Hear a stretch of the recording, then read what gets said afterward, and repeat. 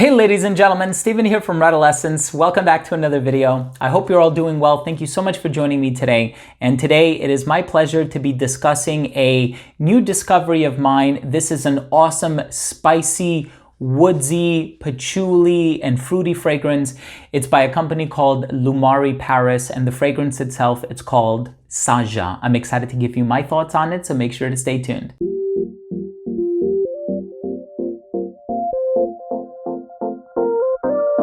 Now, before I begin my fragrance review of Saja by Loumari Paris, I do want to mention that if you are a fan of fragrance-related content, if you like fragrance reviews here on YouTube, but also top 10 videos, giveaways, unboxings, and more, please do consider supporting this channel by subscribing to it. All you have to do is click on that red button in the corner. It would mean so much to me. And of course, while you're at it, please be sure to enable notifications by clicking on the bell icon and take a second to leave a like down below for the YouTube algorithm. It would mean so much to me.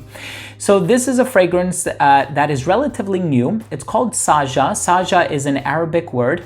It is a name for a young boy in Arabic. It can also mean eloquent, but more specifically, and as it pertains to this fragrance, it is the time of the night right before dawn when everything is very calm and still. And when you read the narrative for this fragrance, that's exactly what it is. You're kind of in this dark room. There's an air of mysteriousness about it. You get this glint of moonlight coming into the room. It's a really interesting write-up. I'm going to leave all of the information down below if you are interested in checking out the company, some of their other offerings. They're also available at Je Vois Paris, so I'm going to leave a link to that down below as well. And for a niche brand, I think they are fantastic. And so I actually explored their entire collection. This is one of the fragrances that really stood out to me. It's so amazingly spicy, a little oudy, fruity as well. You have like these saffron nuances in here with like raspberry and pink pepper, a little rosy at the same time. The perfumer behind this fragrance is Amélie Bourgeois. She's done many fragrances. I'm going to leave a link to her information down below as well if you're interested in checking out her library of work. But in any case, I'm excited to give you my thoughts on Saja by Loumari Paris. But let's start things off with the presentation.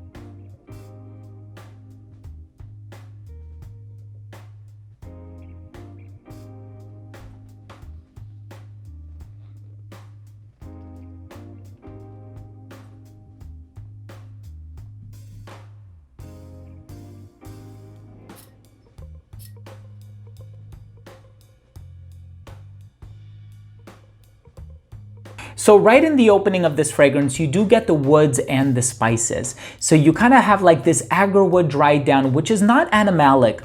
And that's one of the things that I really appreciate about this fragrance. It doesn't smell overly musky or animalic or anything like that.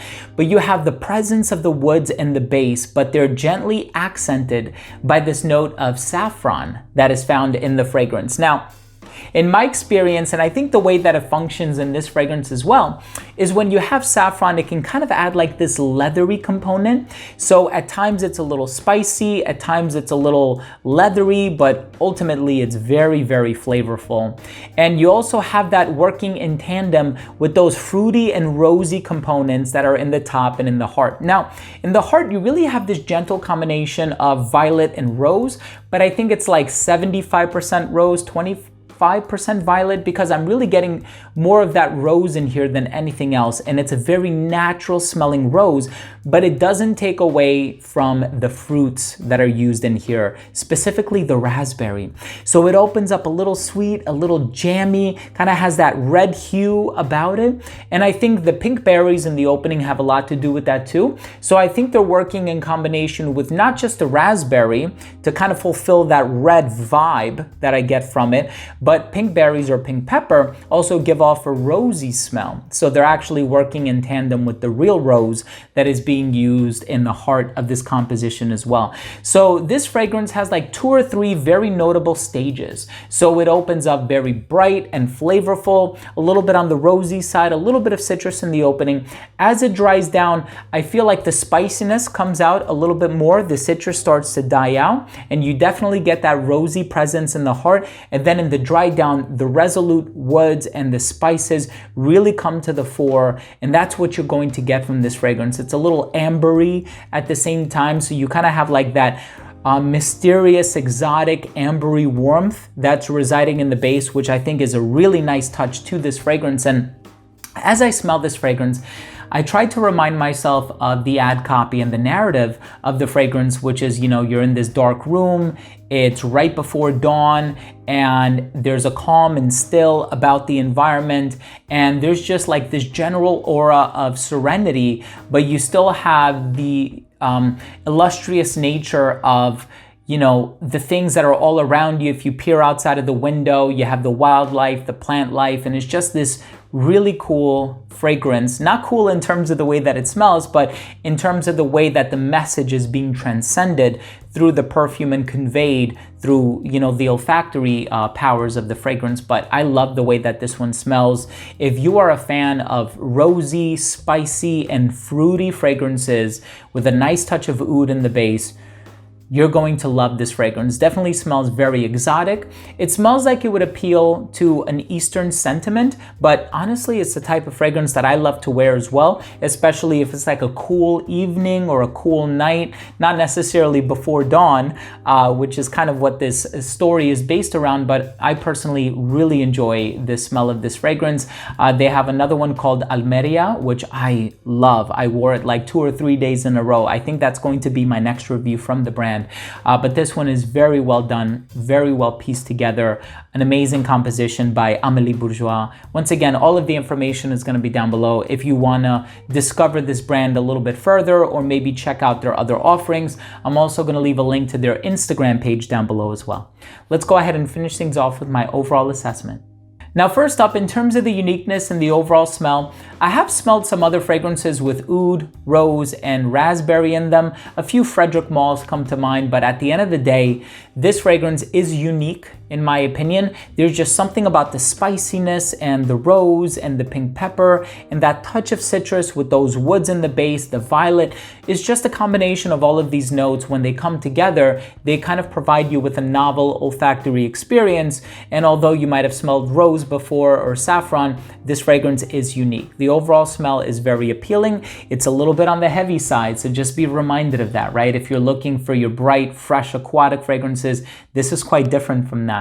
Also, in terms of the performance of this fragrance, longevity, expect to get 8 to 10 hours from this very long-lasting fragrance. I'm also going to need to experiment with their other offerings to see if I get similar longevity from those fragrances, but this one is quite stellar, 8 to 10 hours. Projection is fantastic for the first 3 to 3.5 hours of application. And yes, at some points for like the first half hour to 1 hour, I do feel like it did radiate beyond an arm's length. In terms of the versatility, I think this one is great for when it's a little bit colder outside. If you're wearing it in a climate-controlled environment and you're conservative with the sprayer, I think you can wear this one indoors as well. But I do see myself wearing this a lot in the fall and winter. I think this is a formal occasion type of a fragrance just because of the notes and the vibe that it gives off. Perfectly unisex, and I can see somebody who's a little bit older really appreciating the complexity of this formula, and somebody who has more experience with fragrances is what I'm trying to say. In terms of the presentation, I think it's beautiful. The name, the concept, the design on the bottle, just everything about it. My final verdict on this fragrance is, if you are a fan of spicy, rosy, fruity, and oudy fragrances, please check out Saja. I think this is an amazing fragrance. I'm so happy that I've added this to my collection, and I love the diversity of the notes, the complexity of the formula, and I also like that there is that sort of fruity nuance to sort of offset the oud and the rose, because I've smelled a lot of oud-rose combinations in my lifetime, and so the fact that there's the violet and there's the pink pepper in the opening, a touch of citrus, but then also that sort of red fruit vibe that's happening in here, I think is a really, really nice touch. So there you have it, ladies and gentlemen. Thank you so much for joining me today. That was my fragrance review of Saja by Loumari Paris. If you own or have tried any fragrance from this brand, I would love to know what you think. Leave a comment down below. Once again, all of the information, if you want to discover this brand or any of their other fragrant offerings, the information and the link is going to be down below in the description section as well. If you took something of value from this video, make sure to subscribe and also leave a like down below for the YouTube algorithm. It would mean so much to me. Thanks again for watching. Love you all. We'll see you soon. Bye.